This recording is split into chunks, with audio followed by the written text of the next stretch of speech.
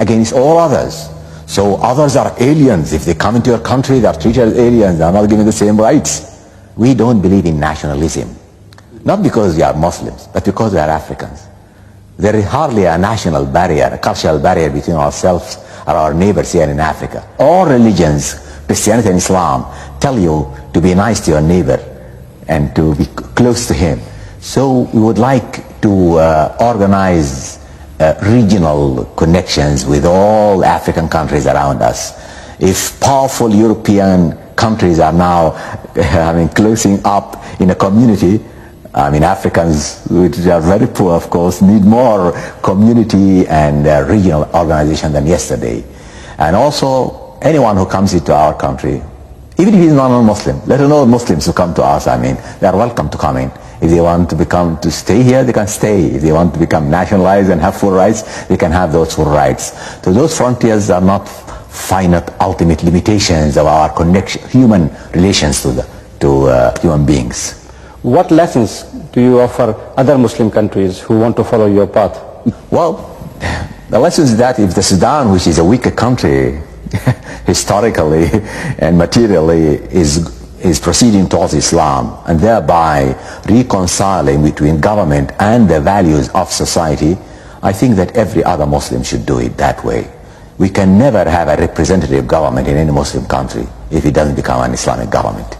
We can never have an Islamic economic system where all the Muslims are religiously mobilized to develop the country, and not only to develop it, but also to ensure that across their development they have a system of equality and of justice in economic. They can't have that except if they mobilize themselves Islamically. And I advise that every Muslim country to proceed peacefully, and not necessarily by conflict between the people who wants to assert Islam and a government which wants to dictate another alien system and impose it on a Muslim society.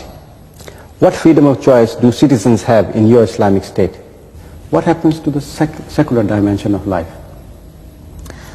Well, we don't know a section of life which is not religious. If people do believe in God, whether they are Christians or Muslims, they have to believe that God is omnipresent. He is not only a dominant force inside the church or inside the mosque. Once you leave the door, you are absolutely free there, and God is not existent anymore. No. Whatever Islam teaches has been taught by all religion, Judaism or Christianity, that religion is a comprehensive way of life, and God is a divine, absolute guide of your life everywhere. Whether you are an artist, art should be a religious vocation, not for the sake of art, but a religious practice. Economic pursuits should be also related to God. Power, political power is not just a satisfaction of one's own will for ultimate, absolute power for his selfish interests, but no, it's an act of worship. And it's like rituals, it's like prayer. All life is a pursuit of submission to God. This actually was once Christianity, and this was Judaism, and this was Islam. The word Islam itself does not describe the message of Muhammad. It describes the messages of Abraham, Moses, Jesus Christ, and Muhammad all together. Are you not talking about a centralized state? Not at all. It's a society where the society is much more important than the state. It's not a totalitarian state. No, because most of the religious values are not legalized. They are not enforced by legal sanction, by the police power, by the judicial power. In a more perfect society, the state is reduced, the government is reduced to a very little dimension. What is the role of democracy in your model of the Islamic State? More democratic than the democratic model